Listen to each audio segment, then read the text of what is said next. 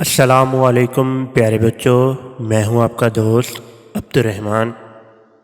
آج کی ہماری کہانی کا عنوان ہے گیا وقت پھر ہاتھ نہیں آتا۔ تو کہانی شروع کرنے سے پہلے تمام بچوں سے التماس ہے وہ پیارے آقا صلی اللہ علیہ وآلہ وسلم کی پاک بارگاہ میں ایک مرتبہ درود شریف کا نذرانہ پیش کریں۔ الصلاۃ والسلام علیک یا سیدی یا رسول اللہ وعلی آلک و اصحابک یا سیدی یا حبیب اللہ۔ ایک کسان کا بیٹا کھیل کود میں وقت کو بے فائدہ گوایا کرتا تھا۔ باپ نے بہت سمجھایا مگر اس نے اپنی عادت نہ بدلی۔ آخر باپ نے سوچ کر یہ ترکیب نکالی کہ بسنت کے دن صبح کے وقت بیٹے کو اپنے ساتھ کھیت پر لے گیا اور کہا، بیٹا آج کے دن جن سب سے اچھی بالوں کے دانے ہم کھیت میں سے توڑ کر رکھ لیں گے، اس ایک دانے سے کئی پودے ہو جائیں گے، مگر شرط یہ ہے کہ کھیت میں سے سیدھے نکلتے اور توڑتے چلے جاؤ، پیچھے مڑ کر توڑنے کا حکم نہیں۔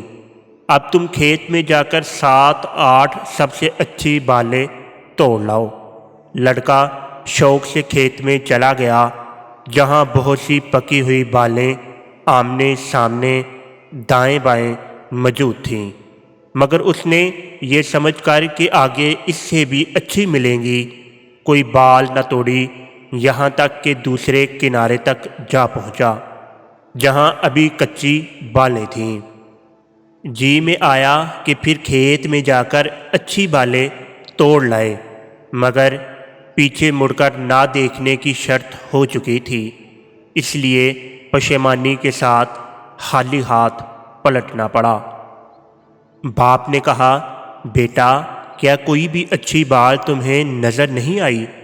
اس نے جواب دیا، کھیت کے اس کنارے کی بالوں میں تو ایک سے ایک اچھی تھی، مگر میں نے یہ سمجھ کر کہ آگے اس سے بھی اچھی مل جائیں گی انہیں نہیں توڑا، اور اس طرف کی بالیں ابھی کچی تھیں۔ باپ نے کہا، نادان لڑکے، تو نے نادانی سے ناحق وقت کھویا، اب تو دوبارہ جا کر بالیں توڑ نہیں سکتا۔ بیٹے نے اپنی نادانی پر شرم اور افسوس کے ساتھ سر جھکا لیا تو باپ نے کہا، بس یہی وقت کی مثال ہے جو ایک دفعہ گزر جاتا ہے پھر کبھی ہاتھ نہیں آتا۔ دانا وہی ہے جو ہر وقت خوشہ چننے کو تیار رہے اور بے فائدہ امیدوں میں کبھی وقت نہ کھوئے۔